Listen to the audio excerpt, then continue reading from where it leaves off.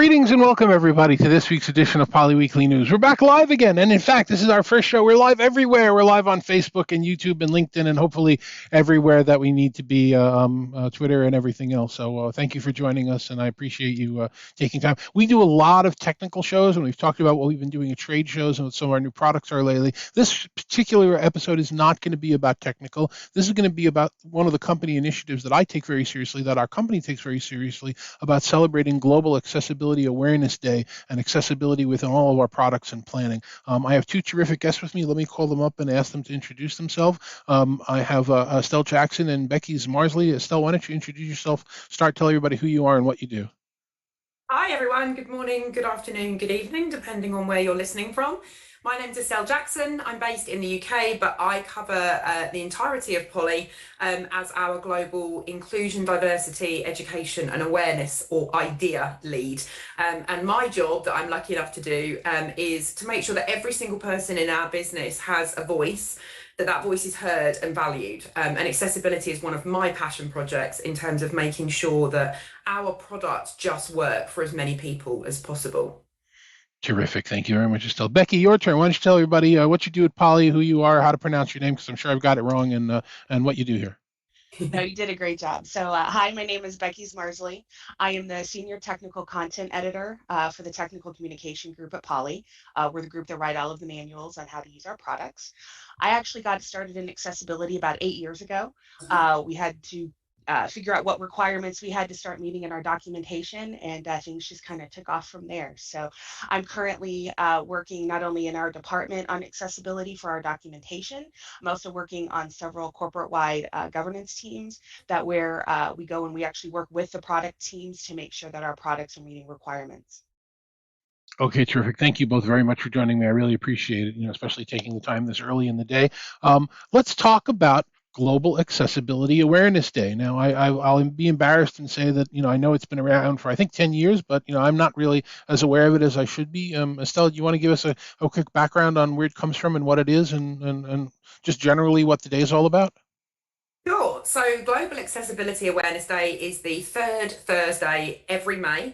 You're right, it's been going for 10 years. And the idea behind it when it got started was around everyone should be able to use the internet and web-based services and products and content and digital products with the same successful outcome as somebody who is completely able or without disabilities. So it was companies asking to sign up. So, Poly as a business are proud to support this day and very much look at the goal of shining light on digital access and inclusion and how the whole world needs to get involved in making sure that things just work for everyone.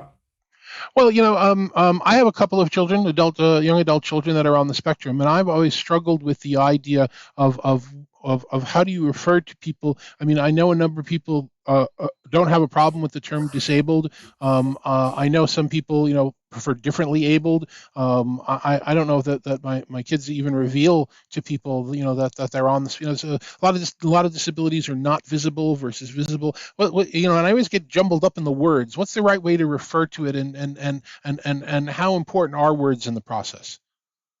So one of the things that Becky and I and the rest of the Accessibility and Inclusion Employee Resource Group and the people in charge of our designs and the council that we actually have newly formed this year to really put some focus on this, words matter. So we really look at how we speak to our employees and our customers. For example, 10 years ago, I know that a previous company I worked in used to describe a product as crazy good. And now you look at that and think, actually, it's not necessarily a very inclusive term to refer to something as crazy. And, that gives it a negative connotation. And we need to think about things we're saying. So, I think that a lot of people, both of you are wearing glasses at the moment. I don't know, and it's none of my business, but as an example, whether you both identify as somebody with an accessibility need or a disability because you wear something on your face that denotes that you may have an issue with your vision. Most people choose not to identify as somebody with an additional need because they wear glasses and there's no issue. They have that thing that makes their life work the same as everybody else's. But I think that accessibility and additional needs probably covers more. We spoke last week as a business, and we did a company-wide webinar to really educate our employees and make them more aware of the types of accessibility needs there are in the world. And there are over 1 billion people in the world who identify as having some sort of accessibility or additional need. That's like 15% of the world. Now, not everybody in that group is paraplegic or in a wheelchair or permanently visually impaired or having any issues with hearing. They just have an additional need that they may need help with: dyslexia, dyspraxia. They may wear a hearing aid or need a hearing loop or need a cane to walk because they have a neurological issue. And actually, it's thinking through from many different perspectives how the world can be viewed through different lenses. And when we're looking at how we create things and drive things, are we making sure as a world and a good citizen of the world that we're thinking that through? Yeah, so, and I'm sorry. No, go ahead. I was going to ask you. Go right ahead. Well, I was just going to say that self-identification is important. When we are looking at, the inclusive language effort that we've had across the company the last year, one thing is finding out which communities, how they identify and what language do they prefer when we are referring to them. And so, we've actually done some research. We have, a list of do's and don'ts in terms of which, terms to use. And we're actually getting that out into different content creating groups across the company. So Becky, how did we at Poly recognize the day? I don't want to say honor or celebrate because I don't really know that that's the right word either. Again, we got to watch our language. But what did we do here at Poly as the day came up? Well, we actually had our weekly activities. We did it a week before just because of some scheduling constraints. But several of our offices, I think 6 or 7 globally, we hosted a day where we went in and had a lunch with several employees at each site. And we conducted what we called accessibility empathy exercises, where they were just very, very, I don't want to say they weren't highly technical, right? They were pretty low tech exercises, but what they did is they helped people understand kind of what people who live with certain disabilities or certain challenges across the world, what they have to do in everyday life just to be able to use technology or to be able to just, live, really. So we've had this conversation amongst our company and on some of our prior webcasts as well, and I've been involved in it quite a bit. The horror, the horrific nature of COVID-19 and what we've been dealing with for the last 3 or so years should certainly not be minimized. But one of the things that is consistently being referred to as a silver lining is the fact that it sort of equalized the playing field. There are a number of people that have disabilities that prevent them from getting into the office every day, and when we were all forced to work remotely and work from home, it was sort of the great equalizer. I don't know if the two of you have experienced that or if that's something that came up on the day, but I'd certainly love to get your feelings, Estelle and Becky, about that. Are we talking about that as part of our quality message as well? Absolutely. And I think for me, making sure that our employees are more aware, that was the goal of the work that we did. So as Becky said, we ran accessibility empathy activities. So very simple things, like Becky said, not hugely technical, but things like put a rubber band round your fingers and try and write your name. Put on a noise cancelling headset and try to lip read what somebody opposite you is saying. Try and open a packet of gum with an oven mitt on so that your dexterity is altered.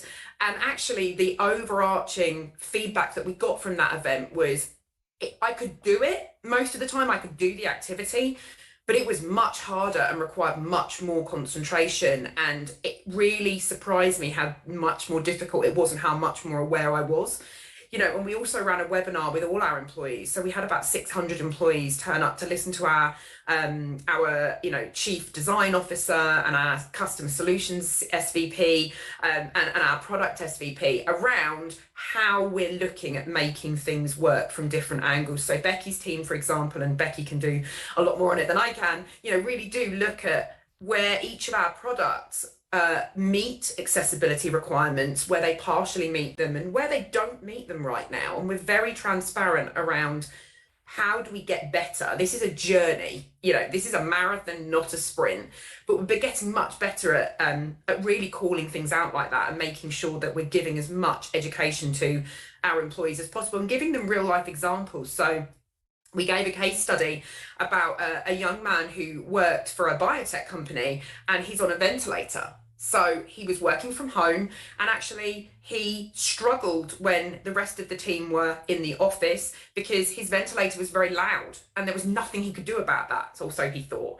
And actually, with some great work from our sales team and really listening to the problem and looking at a creative solution, we have a product that really kind of noise cancelled the sound of his ventilator when he was speaking. So he was clearer and people could understand him, and it felt like he was in the room, or with COVID, in that team meeting environment, and wasn't at a disadvantage because he had something that was making a noise in the background that was vital to his survival. So, we've got some great examples of where we've worked with education trusts and schools and, health authorities to think about creating solutions to make people's lives easier. And I'm absolutely not belittling the work that our technical teams do, because they're amazing, but they really do come up with some ingenious ideas to make life easier for people. So for Polly, it's not just about our big corporate customers, who are obviously very important to us, but it's about those little case studies of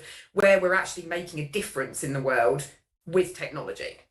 And what I absolutely love is when we find a feature that we created to solve one problem that actually solves an accessibility issue.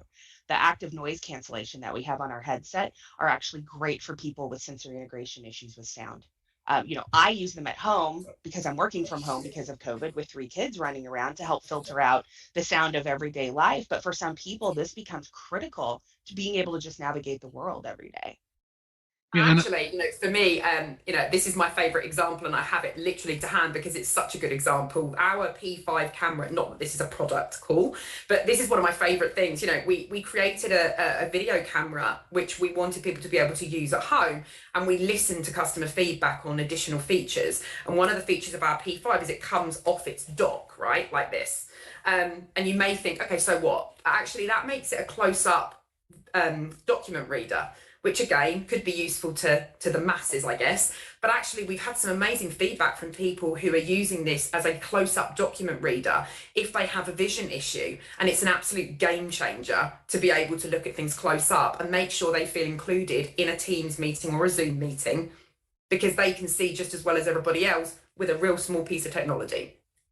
You're both making some excellent points, and I want to reinforce and give you the opportunity to amplify this idea that Poly as a company didn't just decide to celebrate this day because it's a day that comes up on the calendar, but making products and services and websites and documentation available to everybody regardless of any disabilities is actually something that's in Poly's DNA. And we've done some really good things around that. And we've also made some mistakes and missteps that we've corrected. I don't know, Becky, do you want to talk a little bit about some of those examples, if you're aware of some of them, and how we changed some of the light indicators and some of the other things on our products? Sure, yeah. And what's interesting is that, Poly has been doing this for over a decade. It kind of started out as a compliance exercise. Shout out to the compliance team who held down the fort for a while. But it's really moved on from something that we're doing as a compliance regulatory exercise to something that we're doing just because it's the right thing to do. And it's becoming much more of a corporate-wide endeavor. And some of the things like our Trio conference phone. It was designed to have auto answering capability if you choose to enable it. It's something that's not on by default, but it's very easy to get going. But it works for all kinds of disabilities, vision, cognitive, motor. Being able to know a call is coming in using the audio feedback, as well as the redundancy of the video feedback, visual feedback, is great. And with our LED story across pretty much all of our corporate portfolio, we're actually making very huge strides with our UX team doing testing with people that are colorblind to make sure that our products are functional for everybody. Yeah, that's an interesting thing in our industry. It's obviously not just a Poly thing, in that the most common form of colorblindness is red-green colorblind, and most of the people that are making technology in the collaboration space are making technology where red is muted and green is on, or red is hang up and green. So unless there's some other way of managing it, like a different location or a different indication, if we're just doing the red-green thing, it's such a simple thing that we could be fixing, and we've started to, correct? Absolutely. And we're finding that it's not just design and it's not just development. I mean, accessibility impacts every functional group at the company.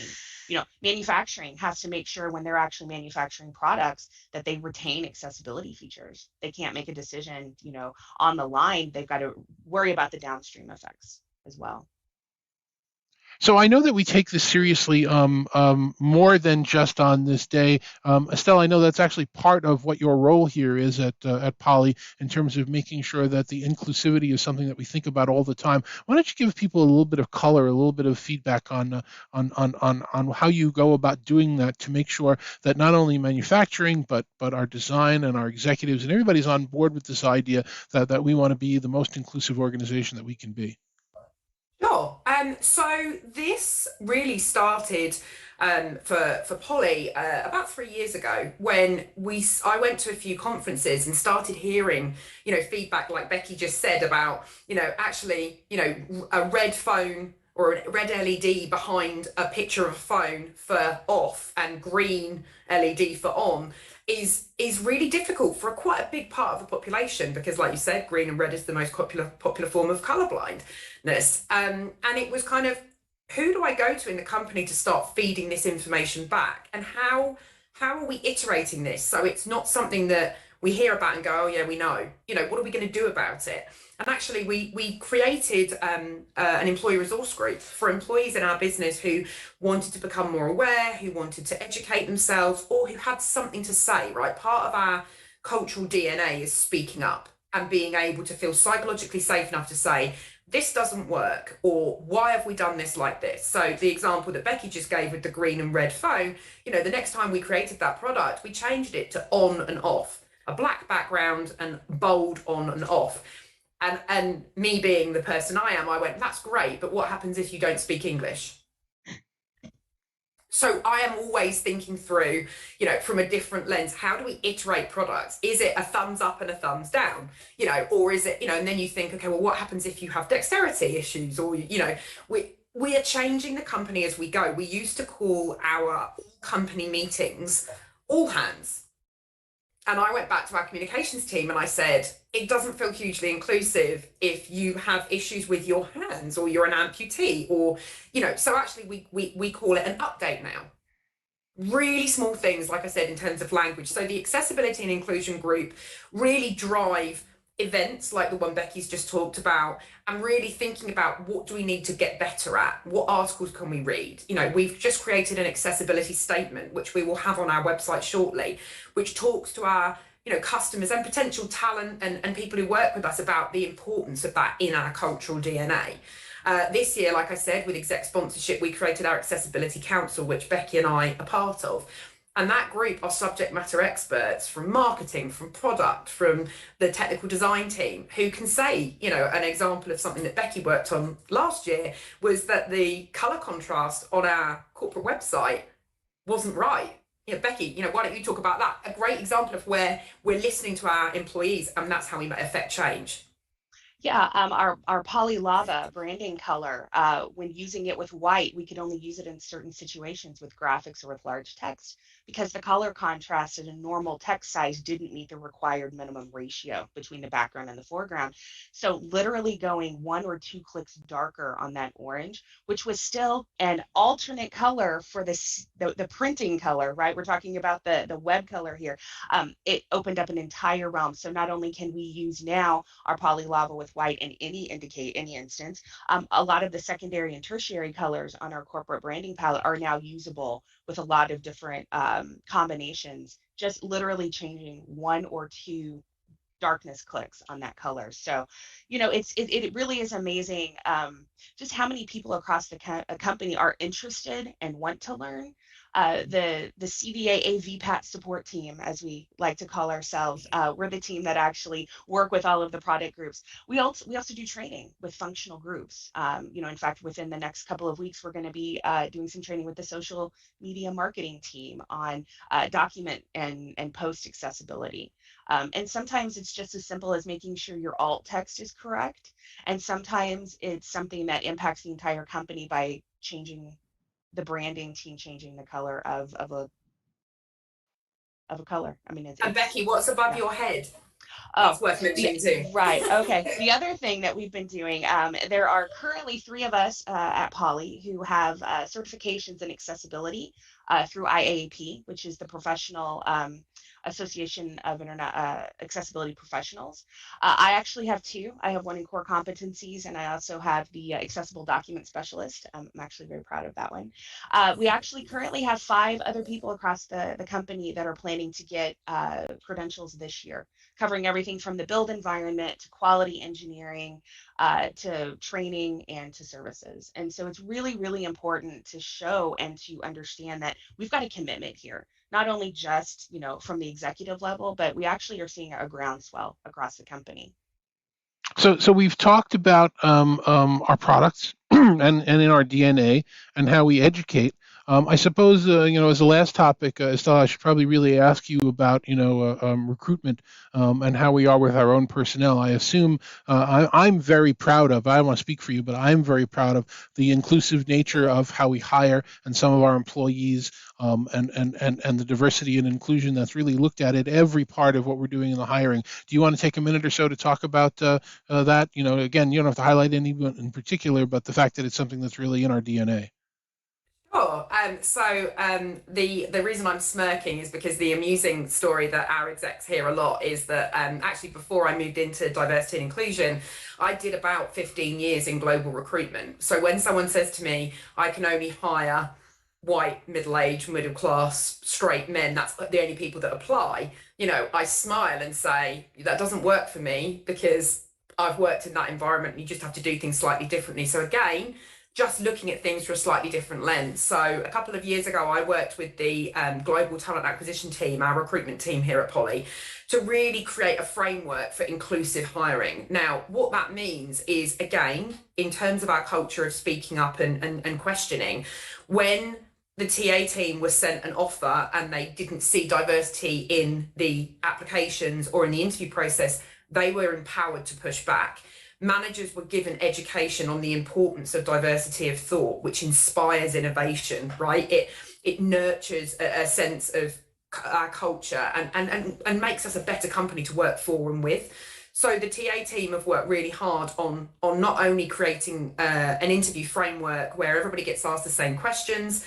There are actually inclusive and diverse questions as part of the panel. We make sure the panel is comprised of lots of different people. Our employee resource groups get involved. So if somebody is asking questions, as an example, about do we have an LGBTQ plus community, then we make sure that the employee resource group, our pride group, are involved in the interview process so that person can see themselves working at Poly. And when you're questioning constantly, have we got a diverse interview panel? Are we scoring these people exactly the same? Is it fair and equitable?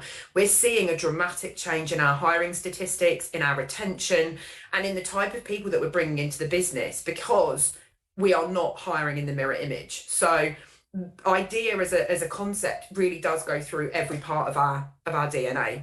And you've made 2 points that I would really like to amplify because I think they're very important, not just for Poly, but for the industry. The first point is, the old white men syndrome in terms of gathering people for. I'm not shy about the fact that I'm in my 4th decade in the industry, and I was very blessed to be able to, and still be able to be someone that organizes, conferences and panel discussions at trade shows and things like that. And I had somebody walk up to me probably about 15, 20 years ago, a young woman of color, bright young lady, and came to me and said, this was a terrific panel. I loved hearing about what's going on in the industry. Obviously, you brought people in that do this for day to day, and that's great.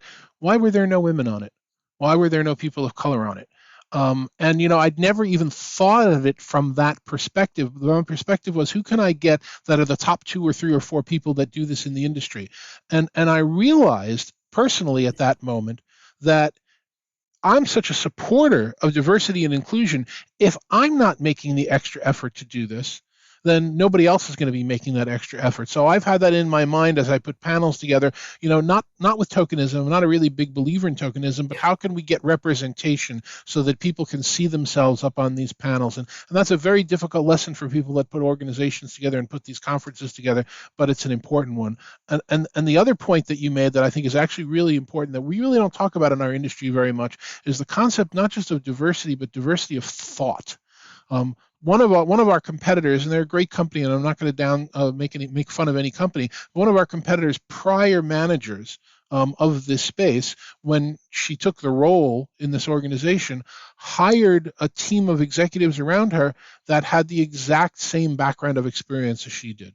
They had, same background, same ideas about the industry, same thing, very homogenized. Whether it was right or wrong, I'm not going to comment. But unless you've got somebody in your advice team, in your planning, in your strategy team that came from a different background, that will say to you, here's the other side of things, please consider it, you're not going to have that diversity of thought. And that is so important throughout an organization to really make sure that you're getting all perspectives to make the right decision. And I'm very proud of the fact that we do that here at Poly. Yeah, I mean, our tagline, is around we power the many, right? And again, you can use that in any business, not just Polly's. You're looking at essentially human connection.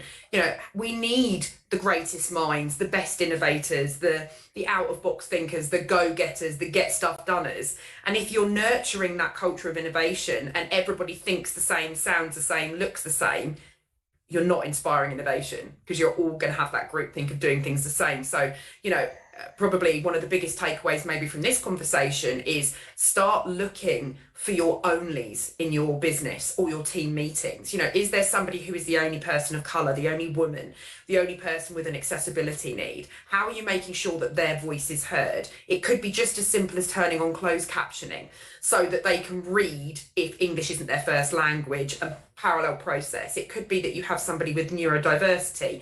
Are you making sure they can use the chat box if they're not comfortable enough to speak so that they still have their voice heard?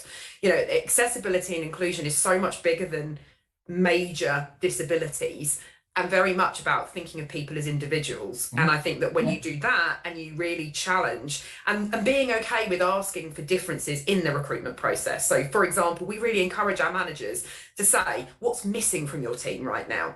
Right. And we absolutely don't go out and say we're only going to hire a woman or somebody under 30 or whatever the situation. But actually, our managers are being empowered to know what's missing in their team. And then we go out and really try to change the demographic of their team to move them forward. And we're really seeing a huge shift in our business due to that. It's amazing. It's one of the things that I'm most proud of working here at Poly, and it's one of the things that we made so much progress in the industry, but there's so much more to go. So I really do appreciate the two of you coming on and highlighting what we do and how we've done it and how we celebrated and honored Global Accessibility Awareness Day. Estelle, let me ask you first, if somebody wants to find out more about our efforts in this area or reach out to you, how would they go about doing that? I am on all the socials. LinkedIn's probably quickest, or feel free to just drop me an email. So estelle.jackson@poly.com. We've just created a blog that's on our Poly blog, which you may want to have a look at in terms of things that you as a business might want to do.